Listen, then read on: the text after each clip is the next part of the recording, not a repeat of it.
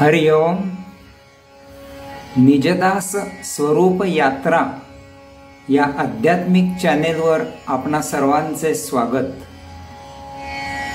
या यात्रेत धावपळ नाही की शीण नाही, ओझे नाही, कसला खर्च नाही की गर्दी नाही।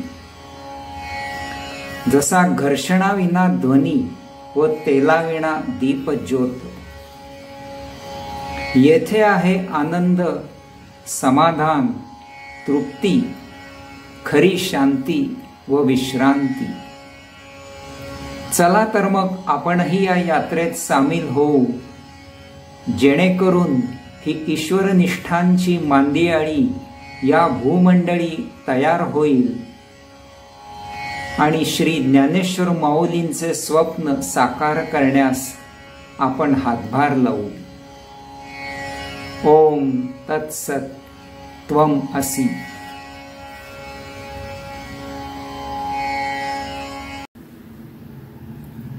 हरि ओम। गुरुवर्य योगदास श्री जय गणेश जोशी यांना नमस्कार।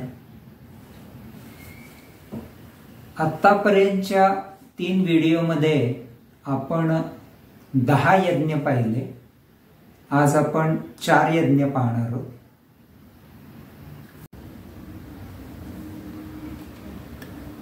आता आपण 3 यज्ञ पाहणार आहोत। इंद्रिय यज्ञ, इंद्रिय क्रिया यज्ञ आणि इंद्रिय विषय यज्ञ, असे हे 3 यज्ञ आपण एकदम पाहणार आहोत।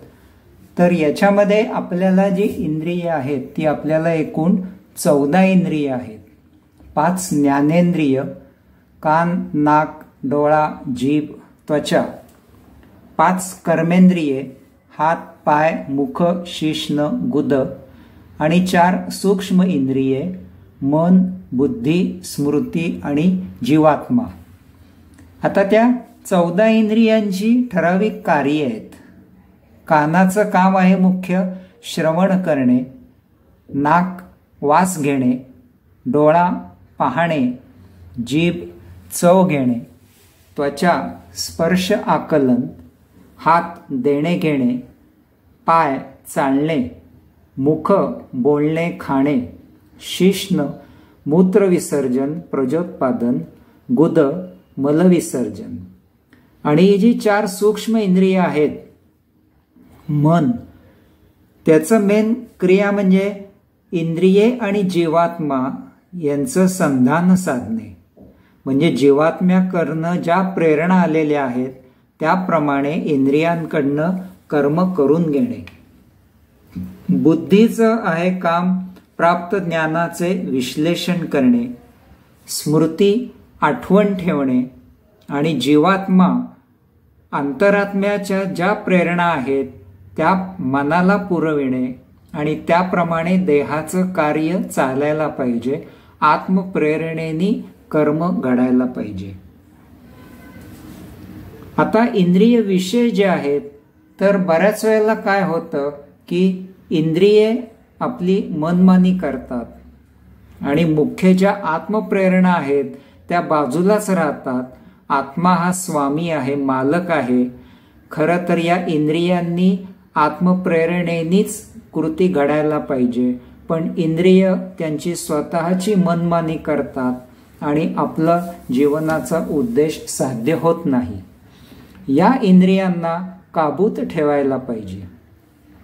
त्याच्यासाठी पहिलं काय आहे की विषय हे विष आहेत हे जाणावे। अष्टावक्र गीतेमध्ये राजा जनक अष्टावक्र मुनींना विचारतो की ज्ञान कसे प्राप्त होते, तर पहिलाच उपदेश अष्टावक्र मुनी करतात की राजा, विषय हे विष आहेत आणि त्यांचा त्याग कर। आपल्याला जेवढे अत्यावश्यक विषय आहेत तेवढेच ठेवावे आणि नको त्या विषयांचं चर्विता चर्वण करू नये। आपल्या कर्मयोगासाठी, व्यवहारासाठी जेवढे विषय आवश्यक आहेत तेवढेच ठेवावेत। विनाकारण चर्चेत भाग घेऊ नये। आवश्यक असेल तिथे जरूर चर्चा करावी, पण जिथे आपला संबंध नसेल तिथे विनाकारण चर्चेत भाग घेऊ नये। विनाकारण प्रतिक्रिया देऊ नये, बऱ्याच वेळेला विचारलं नसेल तिथे प्रतिक्रिया देऊ नये, शक्यतो मौन असावे, एखाद्या गोष्टीने मोहवश होऊन आपल्या ध्येयापासून ढळू नये.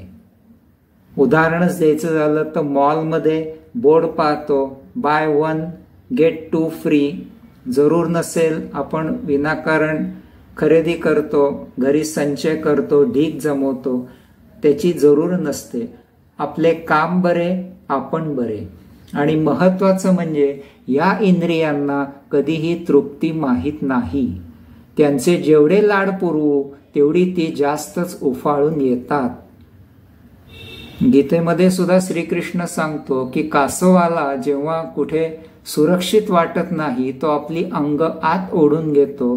तद्वत ज्ञानी मनुष्य जिथे आपले विषय असतील, विषय वासना, जिथे आपली अनावश्यक विषय असतील त्यापासनं तो आपली ज्ञानेंद्रिये आत आवरून घेतो, त्यात तो चव घेत नाही. आणि महत्वाचं म्हणजे इंद्रिये आपली गुलाम आहेत, आपण त्यांचे गुलाम नाही आहोत. अंशात्म्यानी देह धारण केलाय इंद्रिय, अंशात्म्याच्या प्रेरणेने इंद्रियांनी काम करायला पाहिजे. ती आपली गुलाम आहेत आणि एखाद वेळेस त्यांना ठामपणे म्हणता यायला पाहिजे की आता बास, नाही. इंद्रियांना नाही म्हणायची पण सवय पाहिजे. आणि अशा इंद्रियांवर ताबा आणण्यासाठी पतंजली अष्टांग योगामध्ये 5वं अंग त्यांनी प्रत्याहार दिलाय. यम, नियम, आसन, प्राणायाम, प्रत्याहार हे 5वं अंग. या इंद्रियांना प्रतिआहार द्या. का बरं द्यायचा प्रतिआहार? तर इंद्रियांना एखादा आपण नाही म्हणलं की ती काही वेळा जास्त डबल उफाळून येतात आणि नको ते कर्म करतात. म्हणून पतंजली पण म्हणतात की चित्तवृत्ती निरोधहा, अशा या इंद्रियांच्या चित्ताच्या वृत्तींचा निरोध करावा, त्यांना विरोध करू नये. मग काय निरोध करावा? त्यांना योग्य मार्गी वळवावं. कानाला सतत ऐकायचंच आहे ना, चल बाबा देवाचे स्तोत्र ऐक, भजन ऐक, कीर्तन, पोथी श्रवण ऐक. नाकाने सतत वास घ्यायचा आहे ना, पूजा कर, तिथल्या देवांच्या फुलांचा गंध त्याचा वास घे. डोळ्यांनी सतत पाहायचंय ना, टीव्ही इकडे तिकडे कोण काय म्हणतंय सतत पाहायचंय. देवाची तस्वीर बघ, मूर्ती बघ, निसर्ग सौंदर्य बघ. जिभेला सतत चव घ्यायची आहे, सात्विक आहार घे, पूजेचा प्रसाद घे. त्वचेला मऊ मऊ स्पर्श आकलन छान वाटतं, देवाच्या मूर्तीचा चरण स्पर्श घे. हाताने नमस्कार कर, उगाच कोणावर हात उगारू नये, हाताने भजन कर. पाय सतत तुला चालायचे, हिंडायचे, मंदिरात जा, सत्संगाला जा. पायाला इकडे निरोध करा, इकडे वळवा मंदिराकडे. पायांना नुसतं बसणं, थांब, अजिबात चालायचं नाही, ते ऐकणार नाही. त्यापेक्षा त्यांना निरोध करून त्या पायांना मंदिरात सत्संगाला वळवावे. मुखाने सतत बोलायचं आहे ना, ठीक आहे, त्यापेक्षा हरिनाम घे, ब्रह्माचरण कर. मनावर ताबा तर समर्थांनी, याच्यावर हा मोठा विषय, मनाचे श्लोक दिले 205. प्राणायाम करावा, ध्यान, जप, याने पण मनावर ताबा येतो. बुद्धी, नको तिथे आपण आपली बुद्धी लावत असतो आणि नंतर पस्तावतो. बुद्धी, धियो यो न प्रचोदयात, देवा मला चांगली बुद्धी दे.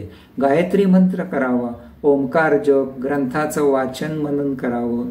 स्मृती, आवश्यक तेवढी स्मृती ठेवावी, नको असेल ते विसरून जाता यायला पाहिजे.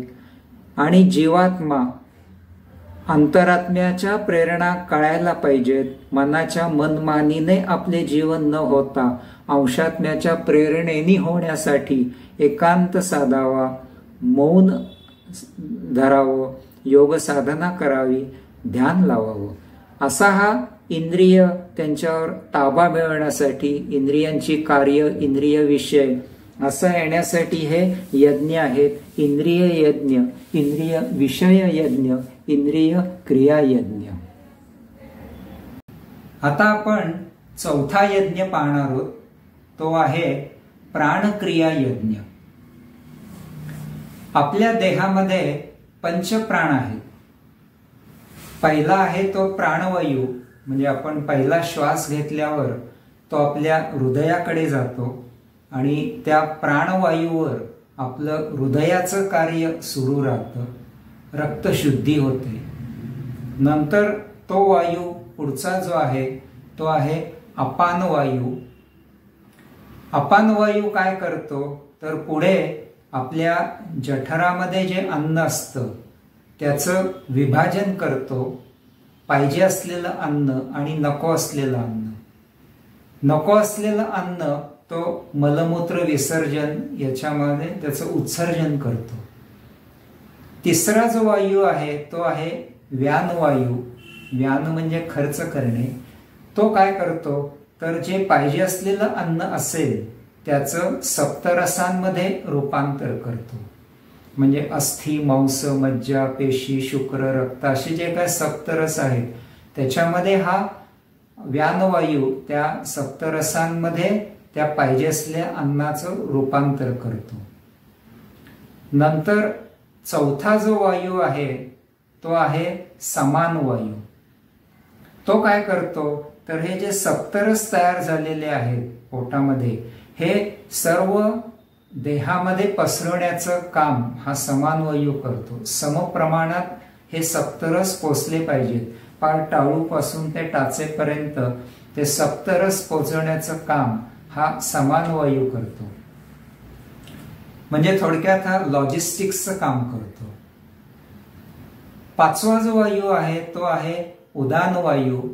म्हणजे हे सप्तरस शरीरात पोचवल्यानंतर आपल्या शरीरामध्ये भरपूर अशा केमिकल रिॲक्शन्स होत असतात आणि कुठल्याही केमिकल रिॲक्शनचं आपल्याला माहिती आहे की बाय प्रॉडक्ट म्हणजे गॅसेस आहेत. तर हे गॅसेस आपल्या शरीरात वायू तयार होत असतात आणि हे अतिशय विषारी वायू असतात आणि हे उत्सर्जनाचं काम हा शेवटचा वायू म्हणजे उदान वायू करतो. हा वायू सगळे हे जे काय गॅसेस आहेत ते सगळ्या देहांमधनं ते फुफ्फुसामध्ये आणतो आणि आपल्या श्वासावाटे ते बाहेर टाकतो. असं हे आपल्या देहाचं कार्य हे सगळं पंच प्राणांवर चालू असतं. आता उदान वायूचं सर्वात शेवटचं महत्वाचं कार्य म्हणजे शेवटी जेव्हा देहत्यागाचे वेळी जेव्हा आत्मा देह त्याग करत असतो तेव्हा हा उदान वायू त्या आत्मा या उदान वायूवर स्वार होऊन तो देह सोडत असतो. हे शेवटचं त्याचं महत्वाचं कार्य असतं. आता हे जे पंचप्राण आहेत सर्व तर आता हे याच्यात त्यांचं हवन करायचंय. म्हणजे काय की देह थोडा स्थित करायचंय आपल्याला. शांत मौन बसायचंय, ध्यान लावायचंय. आणि ध्यान लावल्यावर काय होईल की हे जे आपली इंद्रिय मन जी आहेत ती आता जीवात्म्याच्या सेवेला हजर होतील. त्यांचा योग जुळून येईल. जीवात्मा आणि अंतरात्मा यांचा योग जुळून येईल आणि नंतर अंतरात्मा आणि तो परमात्मा असा यांचा हा योग जुळून होईल. आपल्याला योग प्राप्त होईल. थोडी देहातीत अवस्था म्हणतात तशी प्राप्त होईल. आपल्याला साक्षात्कार होईल आणि यामध्ये या सर्व पंचप्राण क्रिया आहेत त्यांचं हवन होतं, त्यांचं समर्पण इथे होतं. असा हा पंचक्रिया यज्ञ आहे. आता हे जे आपण एकंदर 14 यज्ञ पाहिले आतापर्यंत, तर या यज्ञांमुळे काय होतं तर या यज्ञांमुळे मानवाची शुद्धी होते. आणि भगवद्गीतेच्या 34व्या श्लोकात भगवंत श्री म्हणतात की हे सर्व यज्ञ तत्वज्ञान जाणून घेण्यासाठी तत्वदर्शनींना विनम्र नमस्कार कर, त्यांची मनोभावे सेवा कर, त्यांना जिज्ञासूयुक्त भावनेने प्रश्न विचार, म्हणजे ते आत्मसाक्षात्कारी जाणकार तुला या ज्ञानाचा उपदेश करतील. मग पुढे भगवंत श्री म्हणतात की मग तुझे सर्व भ्रम, मोह, अज्ञान, शंका समाप्त होतील. हे ज्ञान तुला सर्व कर्मबंधनातून मुक्त करेल. मग तू कितीही जरी पापी असशील तरी ज्ञानरूपी नौकेतून तू तरुण जाशील. परमशांतीचा लाभ मिळेल. कैवल्यानंद प्राप्त करशील. हे सर्व श्रद्धेने जाण. या ज्ञानावर कुठलाही संशय घेऊ नकोस. आणि भगवंत श्री म्हणतात की या संशयरूपी भूताला या ज्ञानमय तलवारीने तू कापून टाक. असे हे 14 इंद्रियांचे 14 यज्ञ आपण पाहिले. हे यज्ञ आपले जीवन सुजलाम सुफलाम करणारे आहे. आपल्याला आनंदी जीवन देणारे आहेत. हरिओम. हरिओम. ज्यांना कोणाला अजून माहिती हवी असेल त्यांनी आमच्या गुरूंनी जी 4 खंड लिहिलेत गीतेचे त्याचा जरूर अभ्यास करावा. आणि याची प्रवचने पण यूट्यूबवर उपलब्ध आहेत. जय गणेश जोशी या चॅनेलवर ती पण जरूर ऐकावीत. हरिओम.